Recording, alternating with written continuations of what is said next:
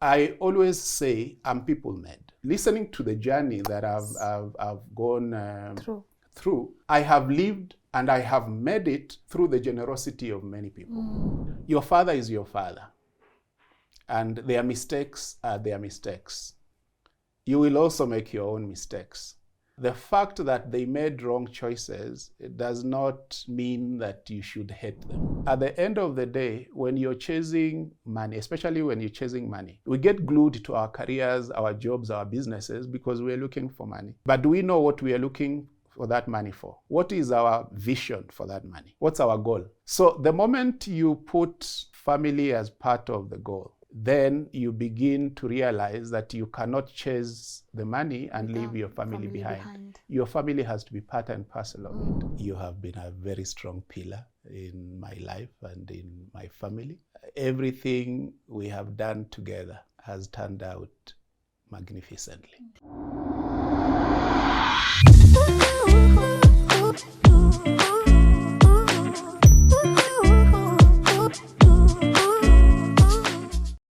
Hey guys, welcome to today's episode of LNN. My name is Lynn Ngugi, and as always, we get to meet again for another thought-provoking conversation where we get to do the three things that we are doing this year. We are learning, unlearning, and relearning now. My guest today has had all the excuses. Actually, if he wanted to make an excuse to become a failure, he had all that in front of him. Having been abandoned by his parent, to being raised by his aging grandparent, he would have looked back and said, by the way, I've had life dealt unto me and I don't have to become successful. But now he has gone ahead. Not only is he successful in his family and marriage, but he has also been the CEO of some of the top banks in Africa, and he will be walking us through his journey. And he has also authored, together with his wife Elizabeth, this beautiful book here, This Life is Personal. And one of the things I have loved about it, it's this particular, the way he has titled the book, This Life is Personal,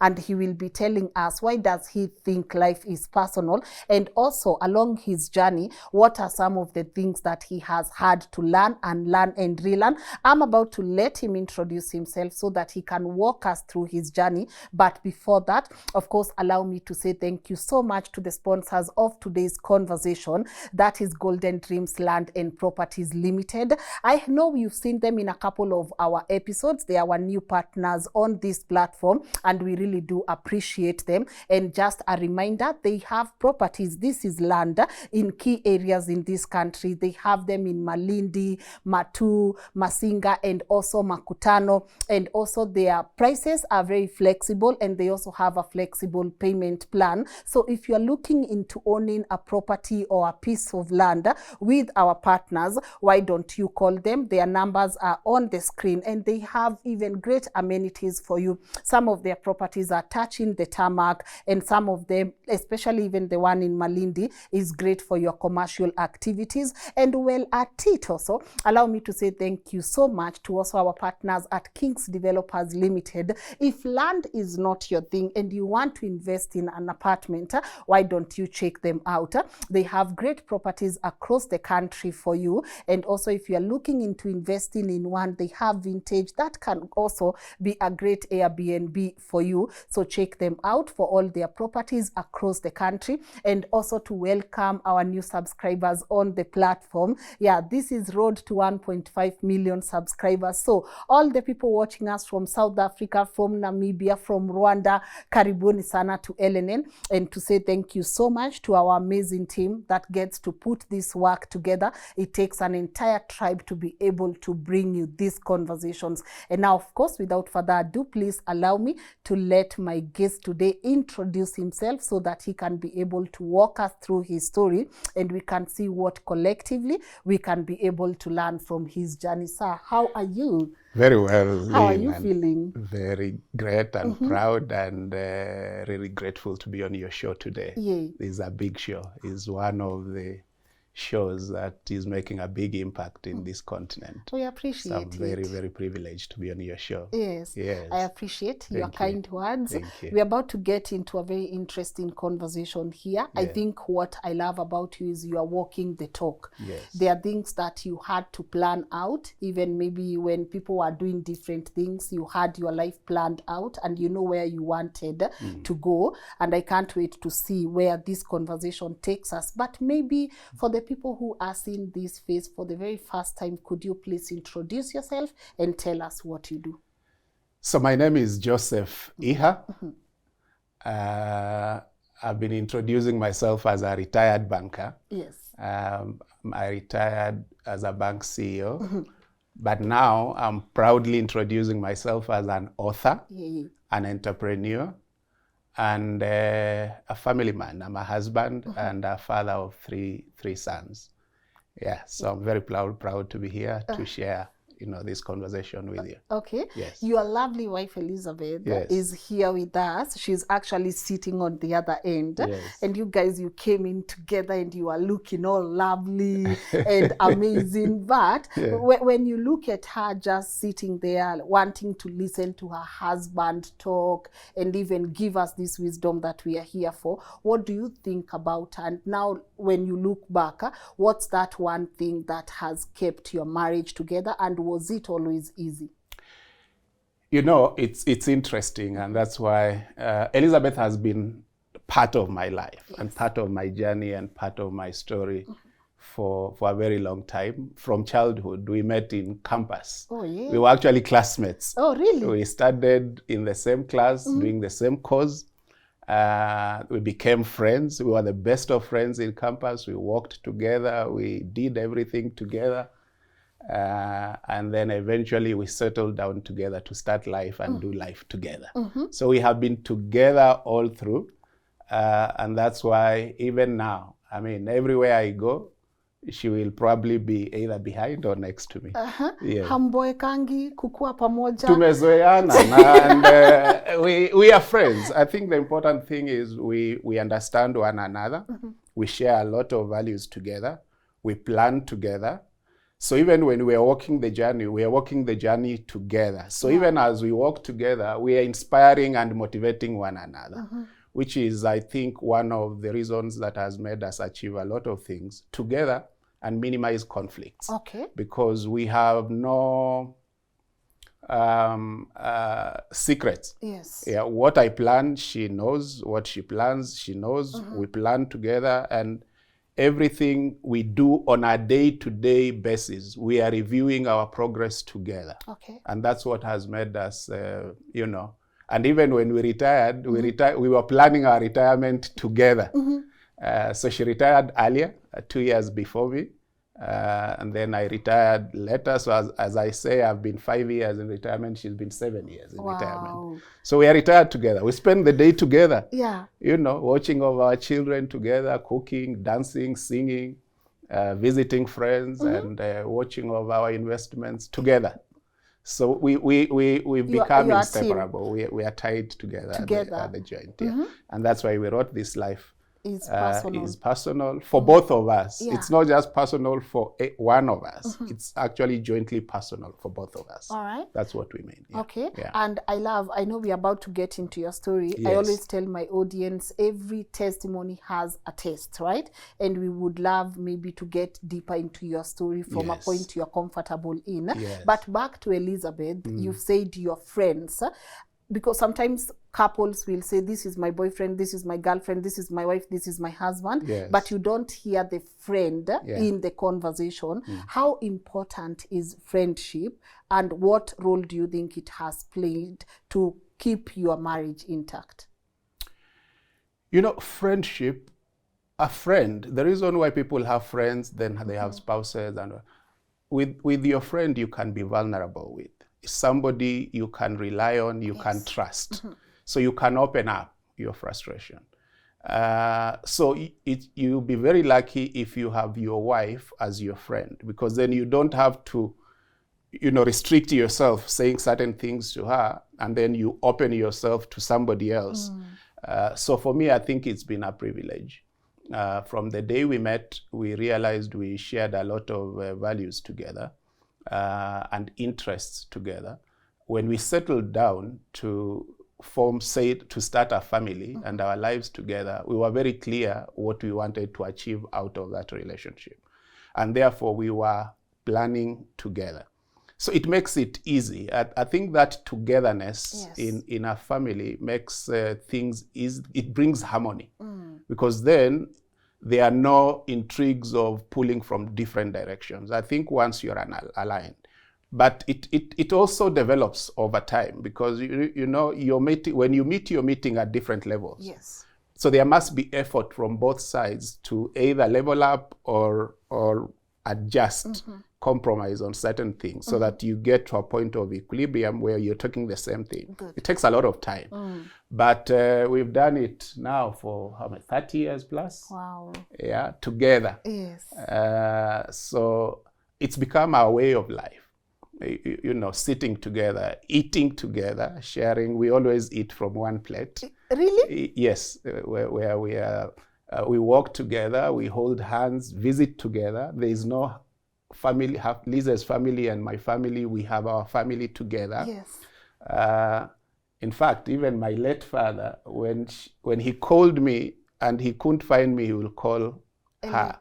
And when he talks to her, he knows he has talked to me. Yes. So we are one and the same thing. And I think it makes a lot of things easier when you're all aligned on the same path. Okay. It takes a lot of effort, but I think with understanding and intention on both sides, I think the key thing here is you both intend to make it work and synergize together. So it's a journey we have walked together. It's become natural now, but it has had its, struggle. Eventually you get to a point where you now understand one another and you move harmoniously, okay, thereafter. All right. Yes. Beautiful. Yes. Let's go deeper.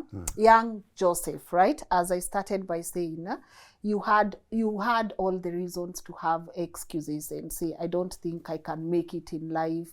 I don't think I was meant to be successful, because sometimes our life is what happens to us during our childhood gets to determine a lot of the kind of people we eventually end up becoming. So could you walk me through your journey, and what was that moment that, that happened to you and you decided, I'm not what happened to me. I need to make this situation better for myself and better for my grandkids and my great grandkids. So my journey starts in a very small village in Malindi. Okay. Born to two parents who separated immediately I was born. I'm told they divorced when I was about 6 months old. So I was raised by my auntie and my grandparents in a very poor environment. My grandfather was old, not working. My uncles also. I think if I took you to my village and tell you this is where I was born and raised, you will be surprised. There's nothing there to inspire any hope or imagining that you can actually get out of that circle.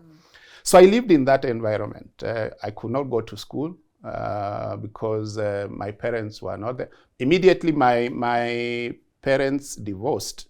My father remarried, got 2 other children and divorced again. And then he disappeared.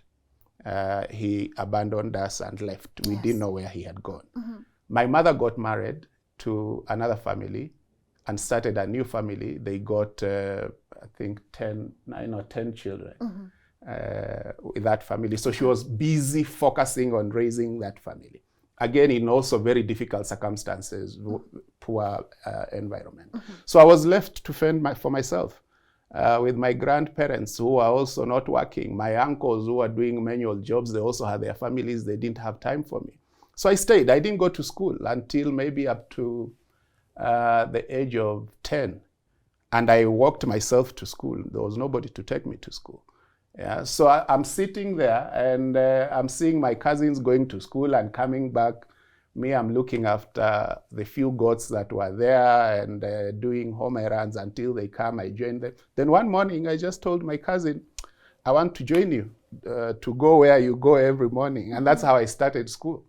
I walked to school without uniform, without shoes, without... the way you wake up and tell your cousin, I want to come with you. And he was gracious enough. May God rest his soul. He also passed on. But he took me to class and introduced me to the teacher. I said, this is my cousin. He wants to learn, but hana namna. Yeah, and the teacher was generous enough and kind enough. I was given a stone to sit on. Kids were sitting on stones those days, in school. And that's how I started my journey through school.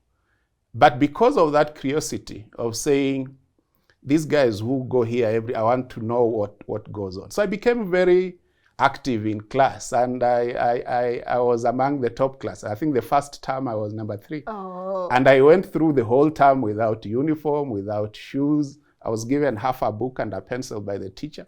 And that's how I started. Yeah. So throughout school, now during holidays, you would work. You basically fending for yourself, doing manual work. Even to eat, you had to do a lot of work. So you would go dig in people's farms, you sell charcoal, you go doing a lot of, we were deep in the village where we were bordering a huge forest. So we'll go to the forest and see what you can burn charcoals there. You can break hardcore rocks and sell to people who want to build.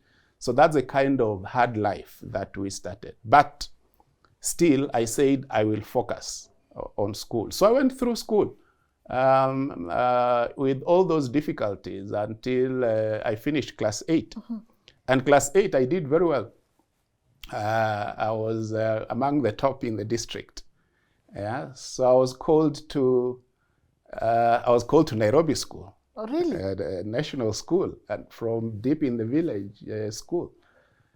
So now that became another challenge, because how do you go to Nairobi School? In the village, we used to say Nairobi is the end of the world. So here you are, you have a calling letter. And one thing, I think immediately I finished my class 8, my grandfather passed on. He actually passed on when I was with him, sitting with him.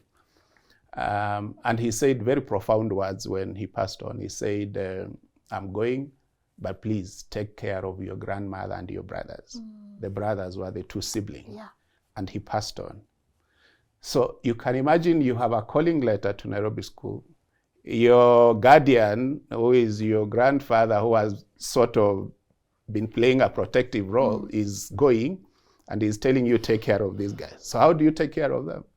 Do you go to school, or now do you roll your sleeves and start hustling? And so it was a dilemma. And then how do you raise the fees to Nairobi School? Nairobi School is a high-cost school, though even those days it was a very expensive school. There was nothing. So I struggled talking to people, curiously, because I realized if I don't pursue education and break through this life, I will not be able to take care of my grandmother and my siblings. So I focused on education. So I really worked to get a solution to go to Nairobi School. I defied all the proposals to convert to a local school. I said I must go to that. Eventually, I got a breakthrough. I was directed to go to the area member of parliament. I went, sat down with him at that age, presented my case. I told my story, the difficulties we had gone through. He listened to me. He also passed on, may God rest his soul, Honorable Francis Bobby. I've mentioned him in the book. A gracious man. He took me up as his own child. Yeah, took me to Nairobi. I landed in Nairobi. He took me to Parliament restaurant. Imagine from the village to go and dine with members of Parliament from across the country. Oh, it was a huge opportunity. So he took me there. We had breakfast, introduced me to his colleagues, told them my story, and they did an impromptu Arambe. within the Parliament restaurant. I raised part of the fees to go to Nairobi school. Oh, really? Yeah, it took me to School Outfitters. We did all the shopping, took me to school, made a commitment that don't send this child home. I will be taking care of his fees and all. And he took care of me from Form 1 to Form 4. And that was the breakthrough that I needed. It changed my whole perspective of life. If anybody told me today, how did you turn out to be the way I turned out? I think that opportunity to be removed from the village, to be planted in a different world in Nairobi school changed the whole world for me. Yeah, and so the story continued. He took care of me up to Form 4 as a member of Parliament. Immediately I finished Form 4, he lost his parliamentary seat. So now I had to struggle through university again, which is a different story. But that has been my childhood journey. So looking at those circumstances, you probably ordinarily, you'll be tempted to give up along the way, and especially that starting point when you're seeing your grandfather wasting away, dying, and leaving you with very profound words, take care of these guys. And now you're making a decision, leaving them, traveling all the way, only praying for God to take care of them so that He sustains you and sustains them. By the time you come back, you're able to take care of them. And God really came into the way. We have faith. I think He really played a big part in that, yes. Beautiful. I love that you've mentioned that opportunity changed the trajectory of your whole life. Yes. The exposure. Why is exposure so important in our lives? They say if you don't travel, you'll always think your mom makes the best food. Cook, makes the best food. Yes. That exposure is critical. And I think, I thank Mzee Moi, the former president, for that, for introducing that aspect of saying all national schools must take a certain quota from the rural districts. Yes. At that time, we were beneficiaries of that program. What that exposure does is it opens up a completely new world for you from the local village that you're used to. Imagine when I was there at the village, my role model was my uncle, who was a primary school teacher. And the reason why I loved his life is simply because one of the days, he was the most educated person in the village, having graduated from a teacher training college. So one of the days he came around and he was talking to us, in a drunk and joking manner as children. But what struck me is when I looked at his palm. His palm was so smooth, from the soft life. It was compared to mine at that time, because of the hard manual work I was doing. My palms were tough, with the bumps and cones. And so just looking at those hands, my uncle talking to him, it changed my perspective. I said, I want to be like him. He gave me a different perspective that you can, if you work and go through teacher training college, for example, and become a teacher, you can actually have some soft life. Interesting. So imagine that exposure at that level. Yes. And then now you're being flown all the way to Nairobi school, where you're dining, sitting, interacting with privileged children. People who are rich kids, so to speak. Yeah. And you see their parents coming to visit them during visiting days. You see the kind of vehicles coming through. You see the kind of food, they are being brought for to eat, just for visiting. Yeah. They're students. Yes. Then you realize life has actually a lot more to offer than the kind of lives we are living. So for me, besides learning, which was fantastic, even that exposure of seeing how other families are living, how other parents are rolling coming to and taking care of their families. It gave me a different perspective that parents can actually be there for their children, not the kind of parents I had. And then the environment, the school itself, Nairobi School is massive.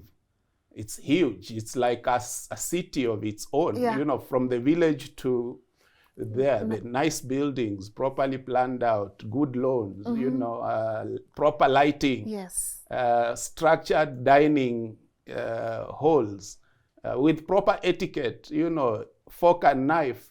You guys did the fork and knife? Oh, come on. That was transformational. Yes. That was transformational. So you imagine this guy from the village, now you're in the midst of all this. Greatness. You have properly polished shoes, and ironed uniforms. Yeah. They used to launder our uniforms those days. Wait, what? Yes, we used to give our clothes for laundry. Hey, and the iron. You guys know. Even the socks. The socks. Stockings. The stockings. They used to.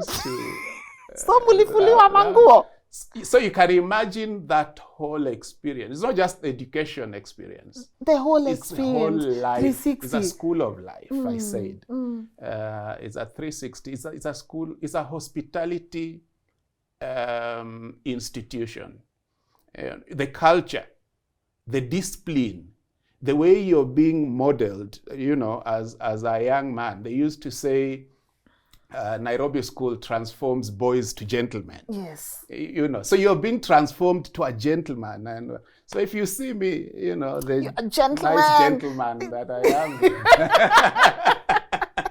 It's that transformation. Yay. Big up to Nairobi School. I think Apache, the Apacherians. Yes. So that whole transformation. And the validation I got. Imagine from the village, you've come to this, I think the population then was about 1,200 kids. When you line up in the assembly, it's like a military parade. Yeah, everybody shining shoes, smart ironed clothes, and properly worn tie. You're standing. Yeah. And the head of school would come and patrol like a guard of honor, and the deputy. And imagine I was privileged to be the deputy head of school, in such a prestigious institution. Yeah. So some of these small wins that I started getting when I moved over. So you're there thinking you have limited options, you have no option to grow. You come to another institution and you realize you can actually win. In a multi-ethnic organization with kids from all over the world, and you are being identified to be a leader, a deputy head of school. Amazing. Amazing. So some of those wins emboldened me. I realized, wow, I can become anything. Yes. Yeah. If I can be a leader here in this environment when I never thought I would even come in the first place. Then when I got out into the world, I came out with a lot of confidence and belief, and my perspective of life changed completely. Okay. And even when I went back to the village, the kind of conversations you're having you realize, you need to elevate these guys. These guys are, we used to sit at the base those days during school holidays with kids and whatever. And of course, because you're in a destitute position, your kind of language is it's defeatist. So I remember we used to go back there, and as you come to the base, guys are seated, you introduce yourself. We used to call ourselves Safaras. Safara. And we were very proud. Of Safara? Safara, because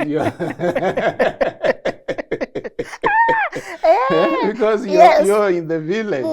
Yeah, Safara, then you sit down, they say, oh, life is life, man. And then you do this thing. Safara. Safara. Life is life. Life is life. Yeah, But to life me is advance. life. Now we But are. you know, after coming to Nairobi school and going back Yeah. and whatever, I said no. No. We are not sufferers. We are conquerors. Oh, wow. We are conquerors. Yeah. And every time they would, say sufferer, I say conqueror. Yeah. Sufferer, conqueror. Yeah. Life is life. I'm telling them. Because you are what you feed your mind, right? Yes. I'm telling them, no, life is life, but this is not life. Yeah. Life is life, but this is not life. Yeah. So that conversation, wanting to, you're basically blocking your mind from accepting that you're a victim. Because I've tested a different kind of life. I'm saying no, life is life. You say, but this is not life. Yeah. So with that perception, I think it had created the platform for me to venture into the world. Yeah. So even when I moved to campus, despite the difficulties now, because my guardian had lost his seat, he was no longer in a position of influence. Yeah.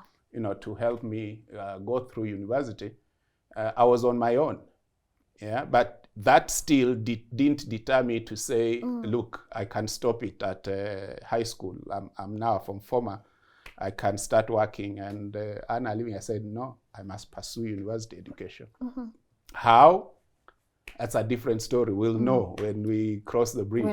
Yeah, so we pursued. But luckily also, because I had gotten that level, I could get lighter jobs to undertake besides the hard manual works. So I could teach. I could, in some of the schools there, I got a job at a casino. When we finished Form 4, there was 1 year waiting period, about 1.5 years before university. So there was a casino that was opening in Malindi and they needed dealers. So I became a dealer. Yeah, and out of that salary I was earning, I could save some money in readiness for going to university, and also as I take care of my family, my grandmother and my siblings. So I had started already taking some of the responsibilities. Yeah, so I worked there. So first year in university was easy because I had some money. Yeah, which uni? Nairobi University. Okay. That's where we met. Okay. With my wife. Yeah. Yeah, so first year was, I had quite some bit of money. And then the government also was financing university education. So we're getting small allowances, some boom. So we got that boom, plus what I had saved went through first year very well. Second year, there was, they introduced help, self-sponsored system. So I applied for help, put in my information, whatever. I got 100% funding. Wow. Yeah, so very good. I went through second year very smoothly. Third year, same information, help, whatever, they gave me 50%. What changed? Yeah, so I don't know what it's the same system, same information, same, they gave me. So the other 50%, we struggled doing harambes in the village, going to some of the leaders, raised a bit of money. I finished third year. Fourth year, same information, same details. I got nothing. Oh, okay. So now I was stuck. Yeah, I was stuck and I didn't know what to do. Luckily, I had met some friends in Malindi during the holidays, knowing you're a university, they know you're a university student. There were very few university students those days. Yeah. From the village, I think from Malindi, where I come from, they were countable. I think less than 10 at that time. So I had made some friends. Some friends had become a friend with a brother who was working in an NGO in Malindi. So I told him my story. He listened and he said, no, what I can do, I can't help you, but maybe I can introduce you to my boss. You go and tell your story and see whether she will understand. So he took me to his boss. I went there, an Austrian lady. So I said my story, I narrated my situation and told her I'm stuck. This is my final year. I don't know what to do. You can't believe. That lady removed her checkbook and wrote for me a check for the full year fees. through university. Wow, Joseph. Yes. So I went through fourth year very smoothly, finished. So I had a very smooth ride through university, despite the uncertainties. And people thought maybe I came from a privileged background, but it was the determination to say, no, I can't quit here. I must try one more time. And those efforts, kept me through university. And the rest, as they say, is history. Because now I had gotten out of that dependency system. I had graduated. I was out on my own. So it was really up to me now to figure out what kind of life I was going to live. Yeah, having been carried through the school system. Yeah. God providing grace and guidance. And I managed. So when I moved out, and I was lucky to get Liz, he said, let's plan our lives. We are now, those uncertainties are over. Yeah. What is ahead of us is for us to plan and decide the kind of life that we want to live. Okay. And we started walking the journey. And here we are. Turudi kwa Liz. And here we are. I gotta ask this question for my people. Liz enters the picture. Yes. Amepata conqueror, ako hapo, yes. a determined conqueror. Yes. So what was it about her? How did you know this is the one? It took time. Yeah. It took time, and we didn't rush it. We met on the first, by the way, the first day I reported to campus, she was the first person I interacted with. Okay. So we are the dean's office filling the cluster causes, and she's next to me, and we started talking. And then later on we realized we had picked the same units, the same subjects. So we started talking, and she was the first. So we hit it off as friends. Okay. So we became friends, desk mates. We used to sit together. We used to go for lunch together, hang out together. In fact, our friends knew if they can't get Liz, they would ask me where she is. And if they can't get me, they will ask her. Where? Because they knew somehow we knew where the other person would be at any time. That's how close we became. But we were just friends. Yes. For 3 years, we were just friends. Yeah, and we had our lives. Then in the fourth year, I think in the fourth year, we said, maybe we can take this to another level.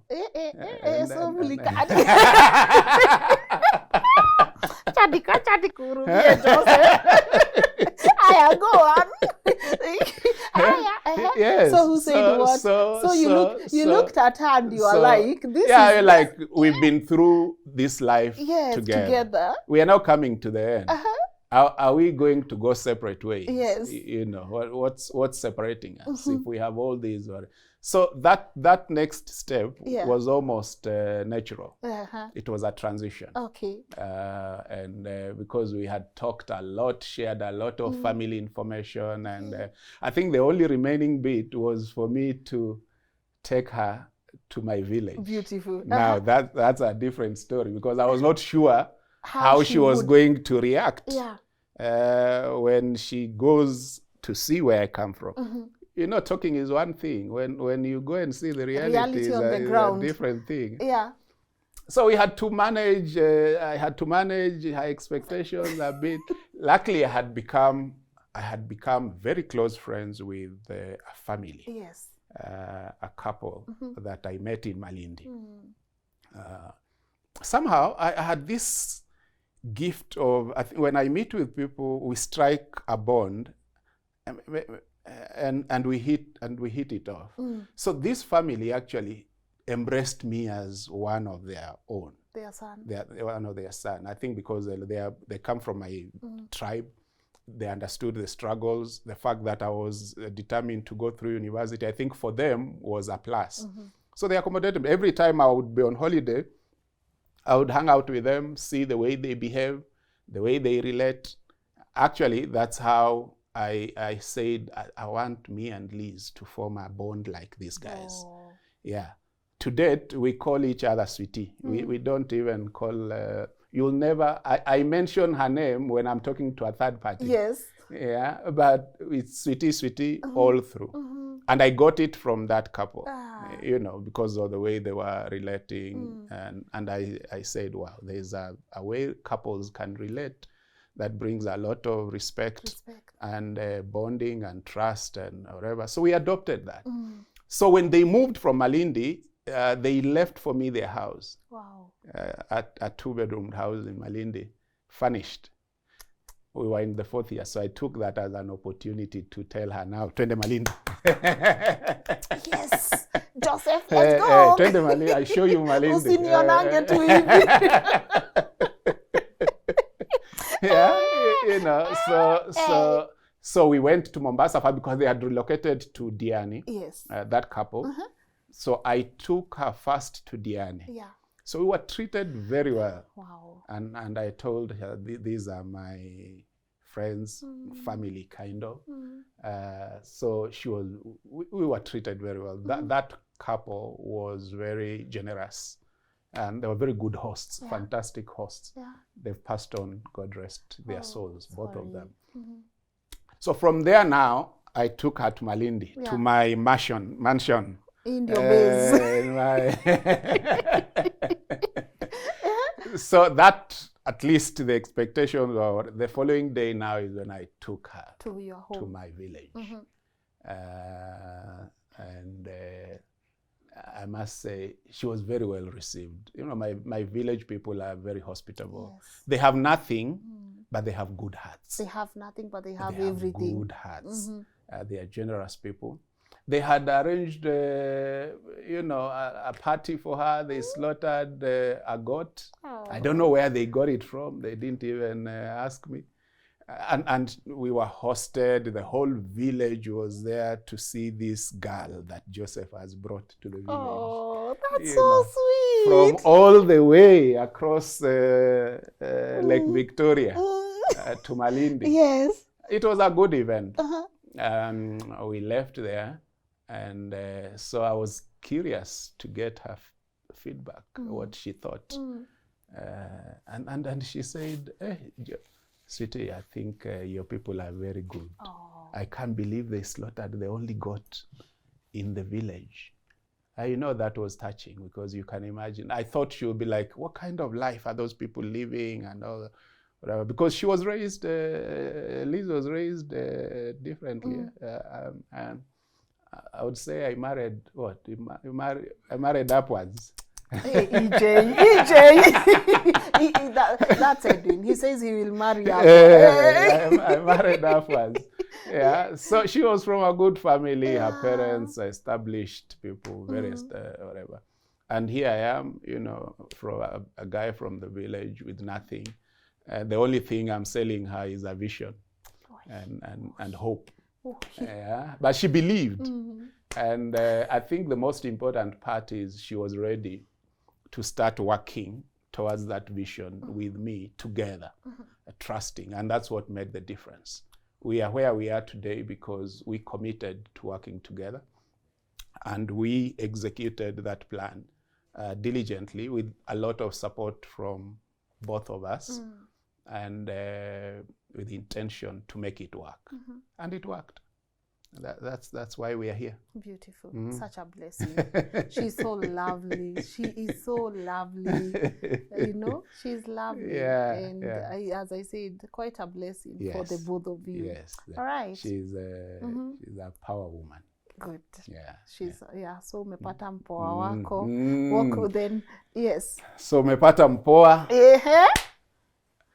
Maisha inaanza. Now this mpoa, I don't know where to take her. So we get a servant, an SQ, some back street part of South B. That estate was called Riverbank. Riverbank, there was an SQ behind. You know, Riverbank, the behind side of Riverbank is Mukuru kwa Njenga. Yeah. The slum. So there was a SQ that you could only access through the slum side, but it's what we could afford. 1 room, The toilets were outside. And I told her, let's move here. And we start life. And we moved there. We only had a mattress. We bought a mattress. I had a 2-burner cooker from college that we used to cook with. We had it there. We had like a small fridge and a radio. And that's how we started life. She got a job first, a good job first with an NGO while I was still hustling. So I think for like the first 1 year, she had the better job and she was earning more, I think almost double what I was earning from my small jobs. But we agreed to share responsibilities. So she would buy the food. She was responsible for feeding us, and I was responsible for transport to work and other things, and rent. So we would leave the house together by matatu to town. She goes her way, I go my way. We wait for each other in the evening. We meet, we get the matatu, we go home. The firstborn came, Ted, and I had gotten a job. That time I had now started a job at the bank as a clerk. So our salaries were a bit, we bought a bed. I bought a bed. Now we had a bed. We had paid the deposit for a sofa set to be made. So we could not, those things could not fit in that. And we had a baby coming. So we moved to Buru, got a bigger SQ, 1-bedroom SQ. And we moved there. We got our first son. And our careers were opening up, you know, over the time. We were working hard. She was working hard. I was working hard. By the time the second born came, we had moved to the main house of the Buruburu SQ. And we lived there. We got our second born, third born, bought a car. Life had started, you know, opportunities and whatever. Then now things opened up on my side, the job, even on her side. And we started now planning our lives in a proper way because we had resources. And so the first thing we did was to buy land in Malindi because we didn't have anything. So we bought land. I went looking for my dad. I found him somewhere. I brought him home. We built for him a house. Why did you do that? It's a long story.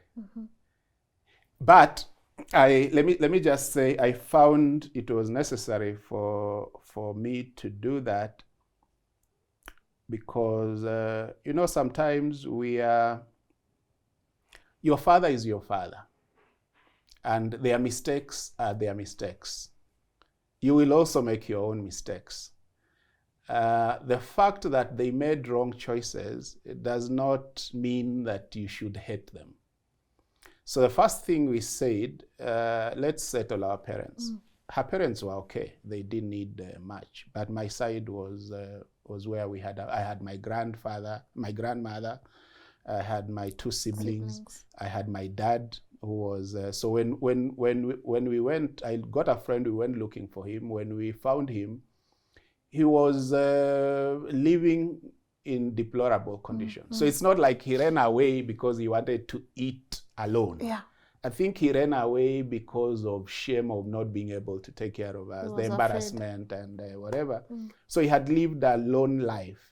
Maybe he thought those guys will take care of themselves. But it didn't change the fact that he was our dad. So we built for him a house. We built for our siblings a house.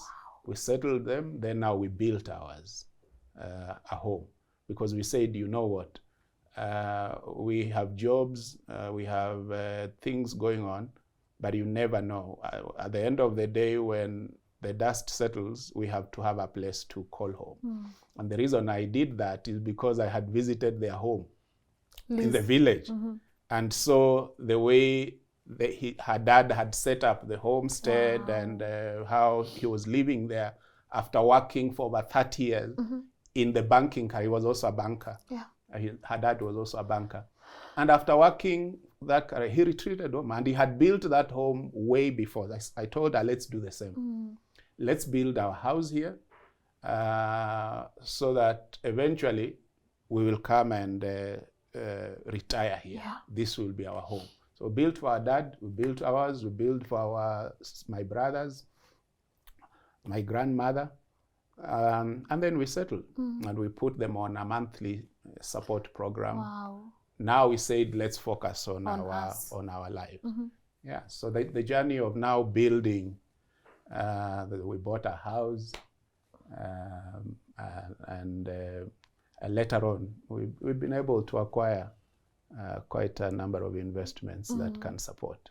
But I think it's because of that blessing also of saying, no, before we start on us, let's settle these guys, let's put them on a program. Let's make sure they are comfortable. That's what my grandfather had ordered me to do before he passed on. So I was fulfilling that order and that directive. And I'm glad God had empowered me to be in a position where now I can actually impact their lives positively and make them live a comfortable life as we were living our own lives. So that's the story. Beautiful. Yeah, yeah. Can I ask? Yes. So where do you draw the line now between black tax and this is my family, I have to support them, what comes or what may?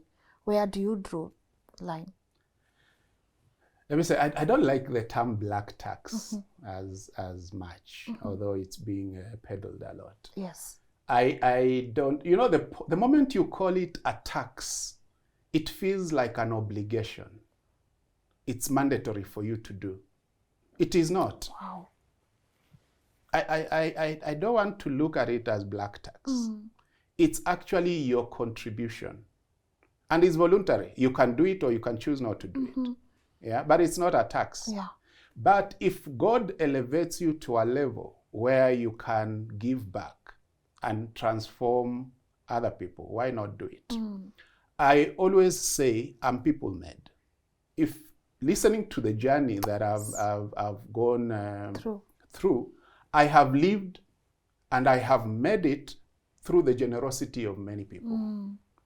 Now, if those people were actually considering it as tax, would I have been able to pull through? Absolutely. So not. by denying to pay that tax to somebody else, you may actually be condemning that person to a life of misery, permanent poverty. And yet, if you can contribute a little, not everything, and do it in a sustainable way, I think what we agreed ourselves is at least 10% of our incomes, we will support everybody else. The rest we can budget with. Yeah. And you know, as you do that and as you go through your career, your incomes are also growing. So your 10% becomes significant. You can do a lot more with it and you can make an impact. So that's the way I view it. It's a way of giving back to the community. And as they say, no one has ever become poor by giving. No. Nobody has become poor by giving. So it's a way also. If God has blessed you, you can also be a blessing to somebody else without feeling like you're being pinched or you're being forced to do it. So calling it black tax is a way discouraging people to do a good thing. And doing good is part of life. Good. Yeah, doing good is the reason we are all in this world, to make the world better, to make lives better, to inspire others. That's why we're here. If you're in a position of influence where you can impact somebody else positively, do it without begrudging. Yeah, do it willingly. And God will keep on opening your pathways. That's my belief. Me too. That's my belief. I love that, and thank you for sharing your thought on the same, right? But let's touch a bit on your career trajectory. Yes. Because, whoa, we are about to become CEOs. We are about to become CEOs. We are about to become, very high level employees. Could you walk me through your career trajectory briefly. Yeah. And also, now people looking at you, someone would think, Kwani, how would you even consider retiring so early? Isn't this the age where you should be cashing in on your work and the efforts that you put in, networks, you know? I mean, we have presidents who are in their 80s. We have African people, leaders who have refused to even leave the chair. How do you say, no, I can't work forever? And as you grow older, how does your definition of work change? Very interesting. So we start with my career. So I started as a junior clerk in the bank. And I think because of that eagerness to want a breakthrough, you know, when you want something, so somebody said when you have a burning desire for something, the universe conspires, you know, to give it, to make it happen for you. So I had that desire to succeed. And the moment I got that chance to start a banking career, I said, this is it. I will not look back. And even how I got interested in banking, I didn't know. When I was growing up, I think I wanted to be all those other things, not a banker. But after school, I went to visit my former MP who had been sponsoring me through high school, to just tell him I made it through university and to say thank you. Now I'm in the market, I'm fending for myself, I want to get a job, then organize my life. So he was kind enough. He said, let me take you to my friend, we go for lunch. So he took me to his friend who was a branch manager of a bank. So we went to his office and I saw the way he was handling things and whatever. Then we went for lunch, took me back. So that's where my interest in banking started. So when they asked, so what kind of work are you looking for? I said, I don't mind being a banker.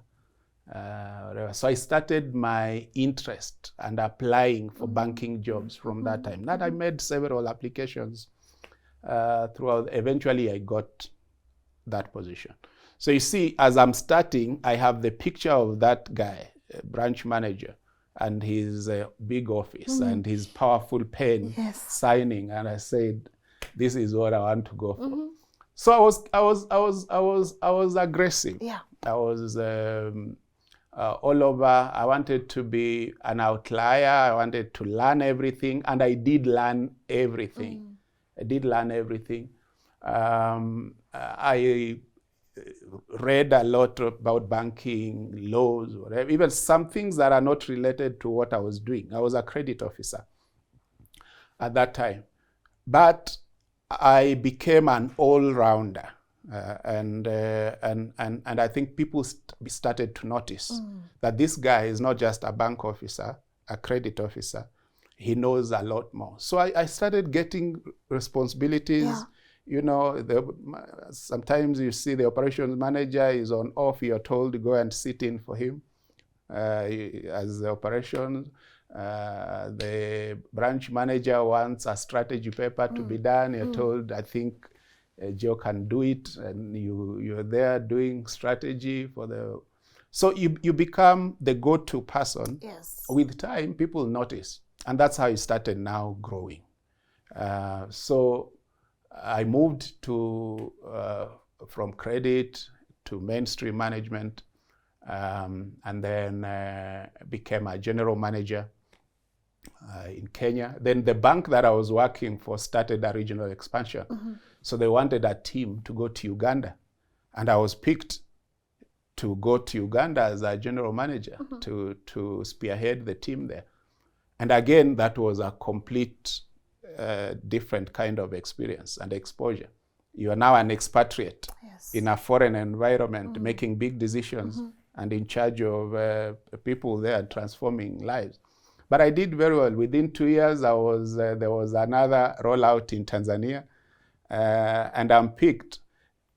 Uganda was a general manager. I was told now go to Tanzania and set up as a CEO. Wow. Yeah, a different kind of challenge.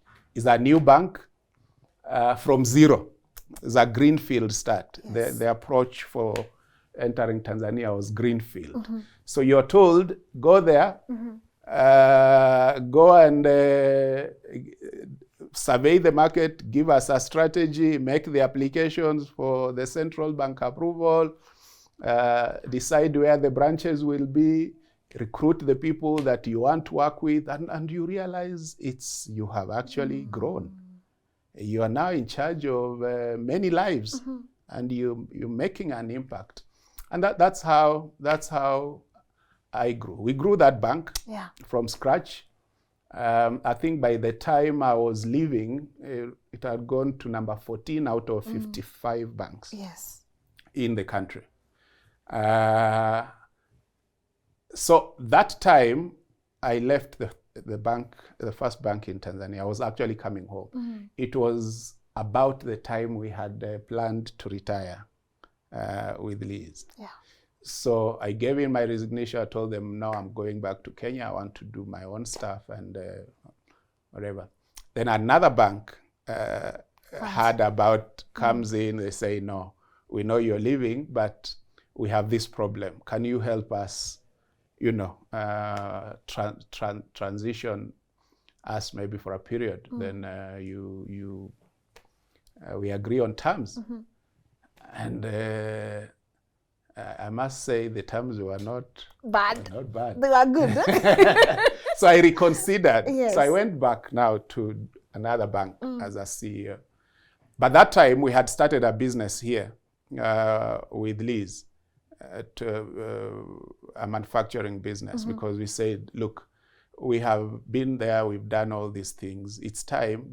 Our motivation to retire early was driven by two things. One, family, which I will explain, because we wanted to be close. And then two, we also wanted to build our own portfolio that can sustain and create opportunities for others. Instead of, because when you're working in unemployment, you're actually doing business for somebody else. Absolutely. Yeah, and it's something somebody else has started. But you have an opportunity at certain level also to start your own and start building your own things that can create opportunities for others. And that's how economies grow. So I went to that bank. It was a new experience, an established bank. You now need to come in with a transformation agenda, change it, address the issues. It was loss-making. I had a lot of weight that needed to be cut down. We structured it. And within 2 years, it had actually transformed to a profitable business. Beautiful. And but then there was still a challenge of costs. Yeah, there was still a challenge of costs. I had avoided retrenchment and all these things, but we had reached a level where the board was saying, no, look, you're top heavy. The head office structure is not commensurate to the business coming from there. So we implemented an early retirement program. So again, these are some of the challenges that when you're in a foreign land, there are a bit of sensitivities. So in that process, that actual process became very controversial. There are some, in organization, there are some untouchables. And they have local grounding. Yeah, and then it was also a time of an election cycle where government was saying economy is thriving. And so that act of retrenchment was now taken by the opponents of government as a sign that the economy was not doing well. That's why Bank X is doing this. So it became a headline, caused a lot of tensions and whatever, politicians taking advantage of it. In the process of that, COVID comes in. Yeah, COVID comes in and everything is grounded. So my family at that time was still in Nairobi. I never moved with them. But I would come every alternate weekend to Nairobi to stay with them. So when COVID came, all flights were grounded. So I stayed there for 3 months, and I think for 2 months. And it was unbearable. So I was like, do I continue staying? That time I was 49 years. Our retirement goal was 50. So we talked with Liz and the kids, and like, look, we have COVID, everything is grounded. Our plan was to retire next year. COVID has come in, so what do you guys do? They're like, come home. So that's how I came. I came home and left TZ. Now to start on our own. But now, one, it was a way of fulfilling our target, retirement date, although 1 year ahead of time. Yeah. But as say, say life is what happens when you're busy making other plans. Nobody saw COVID coming.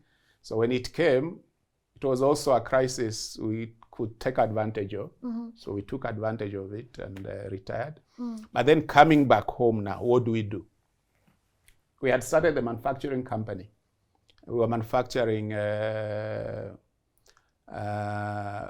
bags. Yes. These, you remember when the ban for plastics came? So we started a manufacturing company for the bags, the alternative, the non-woven bags, and the khaki bags. Yeah. So we had the chips bags. So we had 2 production lines, actually 4, 2 for the non-woven and 2 for the paper, the khaki bag. But COVID came and we could not, it was shut down. In fact, that time we had built a new go down because rent cost was very high. So we had relocated the machines and all. But with COVID and we had to shut it down. Yeah. So we closed that business. So I came back, I took my family to Malindi, we stayed there. Luckily we had built that house there as a holiday house. So it served very well. We went there, stayed there for 1 year, waiting for the world to open up. And when the world opened up, then we started doing other things. Yeah. So the transition now to retirement is basically now leveraging on the experience we have had, the resource base we have built, the networks we have established, but now use those as a combination to build our own stuff. That's the journey now we have started on. Yeah. Okay. And for the last 5 years, you can say God has been great. Great. Yeah, we looking back, I don't think any of us would want to go back to employment. No. We are happy as we are. Yes. Yeah. So retirement is a transition. There's so much fear for retirement. There's so much fear, and that's why people hang on to their. There's the fear of the unknown, and I saw this especially when I was now doing the counseling for the early retirement program. And you sit with people who look very organized, but you can see the fear, and they are not prepared. Even when we started my career, I think the first bank I worked with, when we joined in, they were on our cost-cutting program, and they let off quite a number of managers. Yeah. My immediate manager at that time, somebody I had thought she was organized. When I saw her face and her reaction when she received the letter, the devastation, I realized this fear for retirement is real. Yeah. Yeah. But what we have shared in the book is basically a way of anticipating it, but also countering it. We have laid some strategies how you can overcome that fear. Because in one way or another, whatever, regardless of what you're doing, there will come a time when you get out here. Yes. Yeah. So how are you planning for that? So we have shared our journey on how we planned for it. Even by the time we were saying we want to retire at 50. So that's the target. But there is what you need to do between now and 50. So that by that time you say, I have accomplished what I wanted to accomplish at this time. Now I can move on. I can transition to the next. That journey is what we have shared in the book to the world, and anybody else who is interested can get some of the lessons there, which have worked for us, and we believe somebody else can also benefit from that. Yes. When we have, at least we are touching on money and retirement, Yes. and I do want you guys to take a look at this book, maybe get a copy. Where can they find it? Is it at Nuria? It's at Nuria. Good. Nuria has beautiful. Nuria is the home of African books. Now we are talking. It's at Nuria. It's at Nuria. Nuria has the book. Where else can they find it? They can also order directly from us. Okay. We can give our contacts. Do you have it in mind? The contacts? Yes, we can. You can say it? Or is it here? There's Twitter handle here. It is all the, it's okay, it's on your screen, guys, the contact details. Or through my numbers, 0722-720-028. Okay, yeah. Beautiful, because yes. I want them to be able to read. I can see it's a blueprint for family, money and retirement. Yes. I'll do the same. And then maybe we can also have Elizabeth later on for some of the questions that might arise. But let's touch a bit on family, because what I'm getting from your story is that you don't leave your family behind. Not only were you intentional on the corporate space, but you are also very intentional as a husband and as a father. Could you walk us through that and why that's important? Because sometimes when you are navigating your career life, family does not take center stage.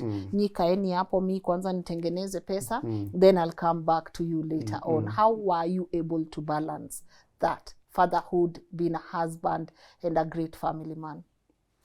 Okay. I think first of all is the first motivation is for me having grown up without family and the struggles I had to go through. I said when I start a family of my own, I want to be a father. I want to be available. I want to be present. I want to guide my children. I want to mentor them. So it was a personal call. But then the second one also, as I said, when I met Liz's family and had conversations with the dad, he also became my role model for family raising. Yeah, Liz's family, there were 10 children. The dad was a banker. All those 10 children went to school, they graduated, they are all successful, and they are all bonded together. Wow. This muzee was kept on working in different parts of the country, but every weekend the family was in Nakuru. Every weekend he would go home to be with the family. I attribute the success of what his family has become to that presence. Beautiful. Despite the moving around working and whatever, they were able to turn out that way they turned out because the father was there. Now the mom was a teacher. She decided to quit working and became a home mom to raise the family. When we started our family with Liz, he said, okay, so right now, because of the ambition we have, you can't afford to be a stay-home mom. Yeah, we have to hustle it. But let's be intentional about being available for our family. Yeah. So weekends were for family for us regardless. When I moved out of the country, it became a challenge. So he said, okay, let's hold on. But I also had alternate weekends visit. I had negotiated with my employers. Yeah. They all understood. And then... so we had that. And even when I was away, I would constantly be in touch with them every morning, every evening, talking to them to make sure they are. So that intention to say, let's model a family. So the exposure, a conversation I had with the family, the experience I saw in Nairobi school, families raising together, I said, this is a kind of model. So I think the most important thing is to figure out what kind of family setup you have. And again, also, family and career and success, people think they are mutually exclusive. They're actually mutually inclusive. There is no point, okay, maybe it varies from one person to another. But at the end of the day, when you're chasing money, especially when you're chasing money, we get glued to our careers, our jobs, our businesses because we're looking for money. But do we know what we are looking for that money for? What is our vision for that money? What's our goal? Yeah. So the moment you put family as part of the goal for your money, then you begin to realize that you cannot chase the money and leave your family behind. Your family has to be part and parcel of it. And again, also, personally, I've realized we have a lot of broken families, but it's because we are not carrying our family along. So it's the intention of saying, I'm a father, we are parents. Can we play our parental role even as we chase big goals of money? Because at the end of the day, I have a personal mission. I said, I want to be a role model for career, family, and business. Yeah, and making positive impact to community. So this is the mission that has driven me. And I'm saying it's possible to do it. You can succeed in your career, in business, but you can also succeed at home.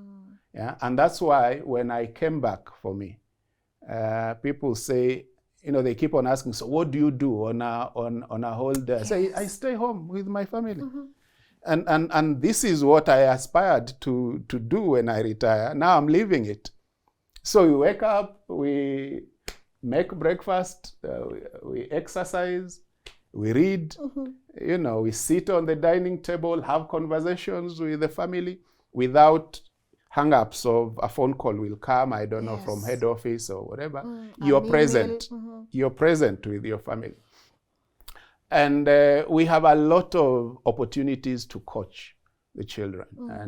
And our family, we are open. Yeah, we have open conversations with our children on anything. They bring their friends home to have those conversations. So when we're having, our dining table is like a coaching table. Yeah, we eat and then we sit and we discuss all emerging topics. And in that process, you discover that you get to know these children and their friends as they come and converse. But also you discover there are a lot of coaching and guiding opportunities we miss when we don't interact with these kids because they're exposed to too much information. They have access to a lot of knowledge in this globalized economy. And they're not struggling with information the way we were struggling. In fact, they are struggling with excess information. So when you're present, I think parenting in this day and age requires us to be more intentional and more present. To sort of guide some of the perspectives they get on a day-to-day basis. And there are loads and loads of information. So those sessions for me has been priceless with family. And I'm saying if we didn't make that decision to slow down our pace of life, maybe we would have missed this vital, crucial opportunity to interact and coach these guys. We have no control of how they turn out, but we believe those conversations will keep on ringing in their minds as they go through their own lives. And we share. We share experiences, we share knowledge, we share. In fact, they are the ones who are saying, Dad, you should write a book, out of the conversations and whatever. So, so let me write. Write a book. Wow. I just opened here chapter 6. It says, people made, not self-made. What? You are not self-made. No, I'm not self-made. Of course. No one is. Lovely photos here, also from your family. I see Ted's graduation. I see you and your children, during baptism. I see Elizabeth here dancing like there's no one else's business. Your group photo. Beautiful. Your photo at home. Yeah. This is so beautiful. Family photo before church. Those You're are all matching your denims here. Hey, Joe! those are cherished, priceless moments. These are the moments you live for. Exactly. They say you remember the memories. Exactly. It's these moments that you remember. Exactly. Okay. I think this is a very much needed conversation. Even as we are talking, I'm thinking, could we possibly curate maybe a conversation for our audience when I've not seen anyone merge family, money, and entrepreneurship or business the way you are trying to do. And as you've said, these things are not mutually exclusive. They should be mutually inclusive, or you will miss out on one thing because you're chasing the other. At the other. Yes. But honestly, I don't want to wind up, but I would love to wind up for this particular session here. But before I do that, I had all intention of having Elizabeth, come here and share a thing or two. Yes. But I'm just thinking also, she also exists as an individual with a story. Very true. It would be very important for our audience also to get to hear her story. from her story, and also some of the questions that might arise from this episode, things people might want elaborated, some things people might want answers, or they have just few questions here and there. I think it would be amazing for her to come and answer that for us. But for now, maybe let her come and say hi to you guys so that you can see who we are talking about. We talked to her so much. We've spoken about her, but maybe before she comes and says hi and also gives us, a word or two, is there anything important you feel we've left out of this conversation that you want to address? Feel free. I think just to say that this life is personal, the title of that book is a mantra that we have used and has really helped us to block out the many noises and voices and distractions that are out there. In this day and age of shared economy and information, there's so much information overload.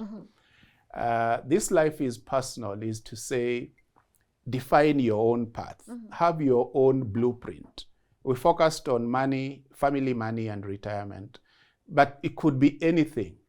Life is personal. Every time we realize we were being bombarded by many suggestions and many stereotypes, it helped us remain focused.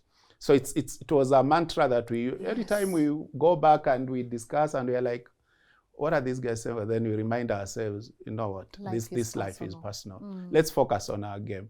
And as long as you know you're on the right path, keep going. Keep going. Avoid all the distractions, avoid all the noises, have your own blueprint, execute it. That's what we have done. Yes. I love that. Yeah. I can't honestly wait for our audience to read it. Yes. I feel like it's something, as I said, that can advance even into a conference. Thank you. For all the parents that might want to come in. I know retirement is not as easy as people think it is.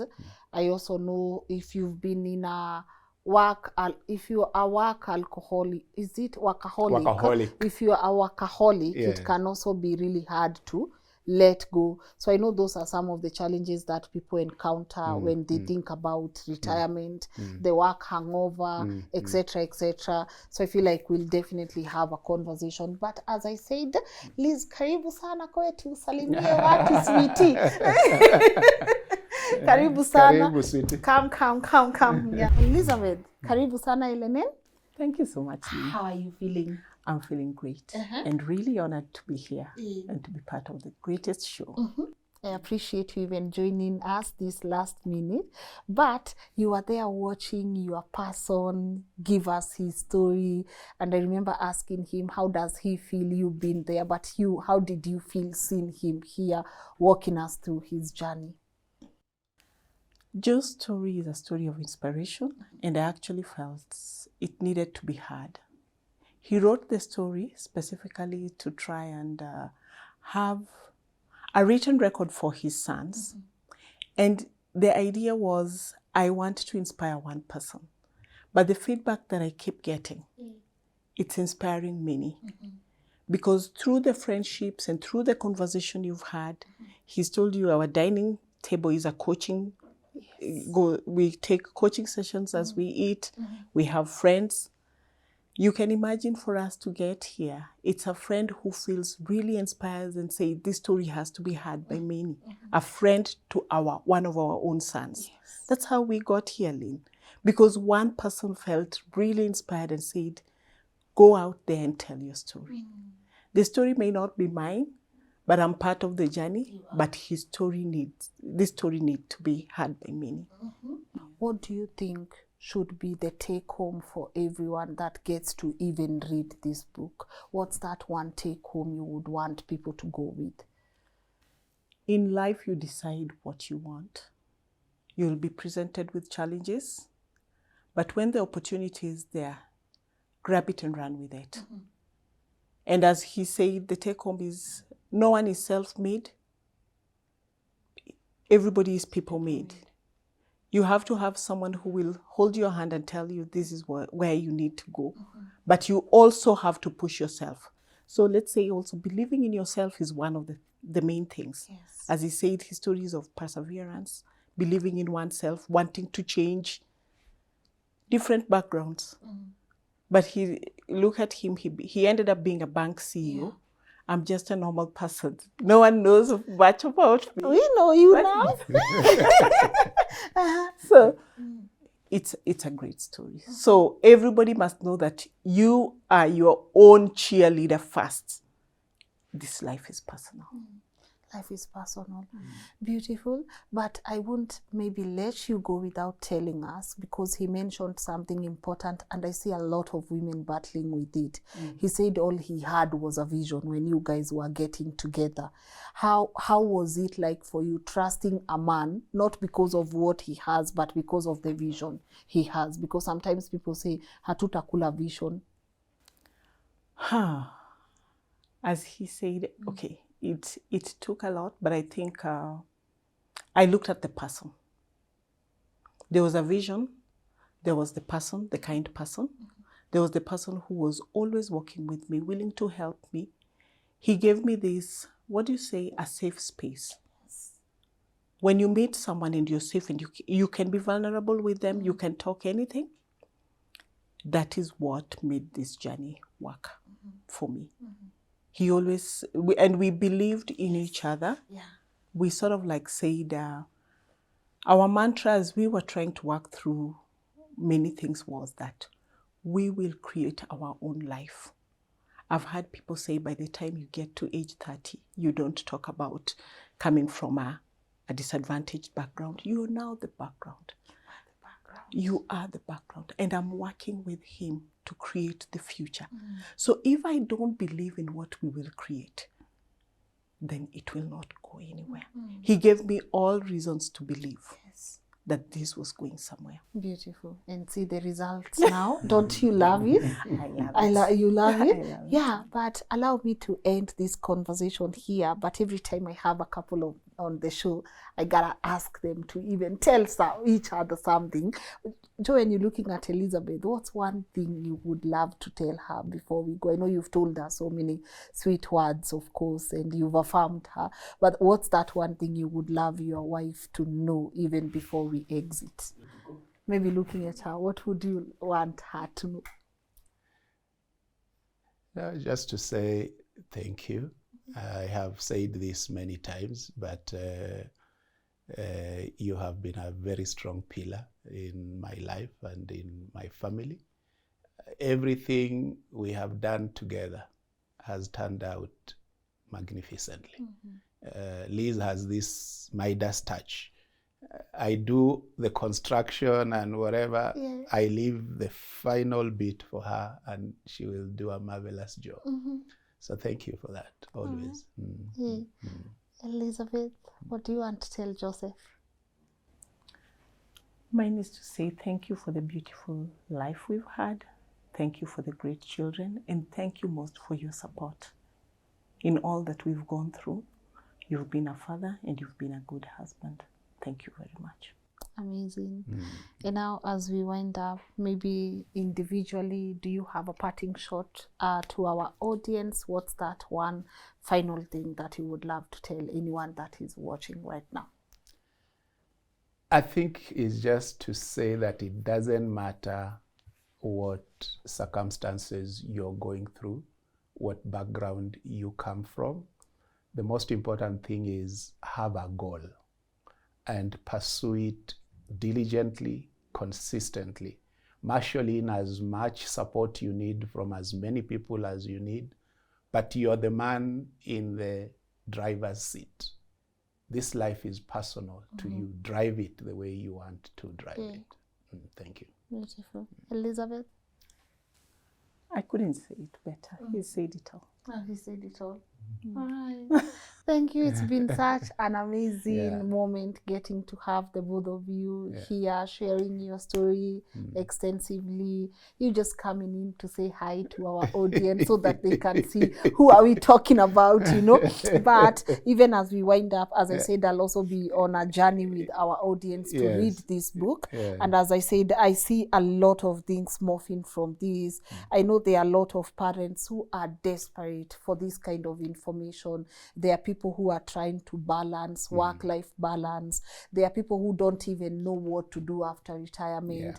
There are people who still feel like the way you said, you know, the fear of losing a job. What if something happens to you right now? Where do you go? So I think we will definitely see you guys again on this platform. If you can just spare us an hour or two again so that we can continue walking this journey with our audience. But mine is to thank you for coming and thank you for ordering this beautiful book. Nice to hear it's in Nuria. So guys, please make sure that you get this book. It's very, very simple.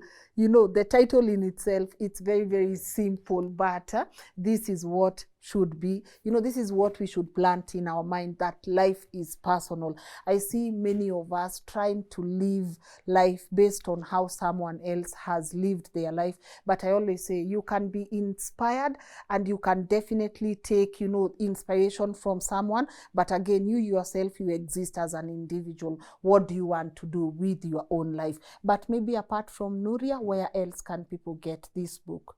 Is it in other bookstores? Wasione napenda Nuria sana. I love Nuria. I have said it here, I love Nuria. But is it in any other bookstore? It just came out, so we are rolling out the distribution program. But for now, it's at Nuria only and directly from us. All right. But soon it will be available in many stores. All right. So guys, check it out. You know Nuria, go visit them. Just go and make sure that you get yourself a copy if you can. How much is it going for? It's 2.5. Yeah. At Nuria, you get it at 2.8. 2.8. Yeah. So as you can see, guys, me have said this is the year where we get to learn and learn and relearn. So go and get yourself this book at Nuria and let me know what your thoughts are after reading it. And also, if you can't access Nuria, their contact details are also on the screen, and their social media platforms are also on the screen. There's also a phone number there that you can call, and then this copy will be delivered unto you. But also, just one more detail on that. It's just to say the proceeds of this book. This is a charity project. So all the proceeds of this book is dedicated towards Sickle Cell Foundation. So it's dedicated to support children from the villages and background, poor backgrounds who are struggling with sickle cell condition. It's our way of giving back. Yes. This is people made. Yes. Not self-made.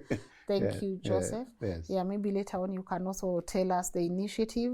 And I know our audience, they definitely love coming through for such initiatives. But allow me to end it at that, my lovely people. It's been an amazing episode with these incredible people. And you know, for me, I'm always interested in your take home on the comment section. What has that take home been for you? What have you learned? What are you unlearning? And what are you relearning? Sinisawa, let me know your thoughts on the comment section. A huge shout out to my team for putting this work together.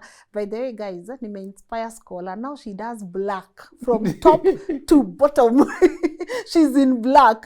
Muga, today he's betrayed the cause, but I see Jay is trying left, right, and center to fit in. But I appreciate the team that gets to put this work together.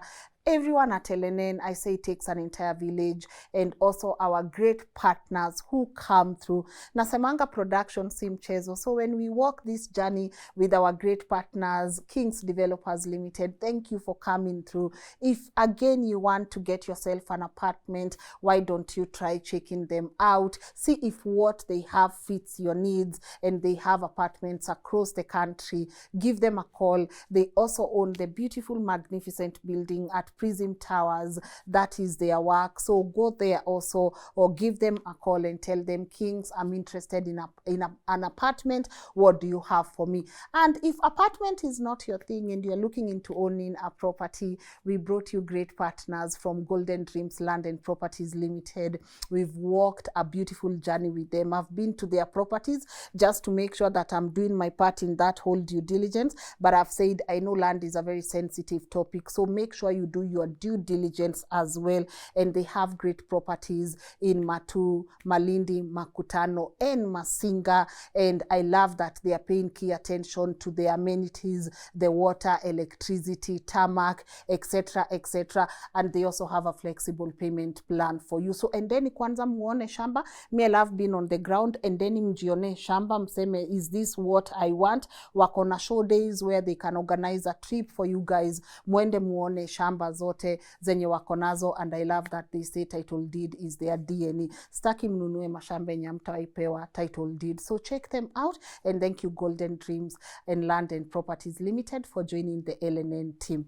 As for me, it's always an honor to bring these conversations to you, and I've said if you want to share your story, info@lnn.digital, that's where you can be able to find me. Share a brief of your story, and who knows, we could be sitting here with you as we learn and relearn. How about I see you tomorrow, 10 a.m. or 7 p.m. Bye-bye. Golden Dreams Land and Properties Limited, the leading real estate company in title deed issuance, welcomes you to Joy Gardens, Masinga. Just 10 minutes drive from Masinga town. Secure a 50 by 100 plot for only 230,000 cash price. In Success Gardens, Makutano Phase 3, 50 by 100 plots are available for 750,000 cash price. All plots are close to social amenities with 98% neighborhood development, and prices are inclusive of title deed. Book your site visit now by calling 0726 004455 or 0718 004455. Golden Dreams Land and Properties Limited. Title deed is our DNA.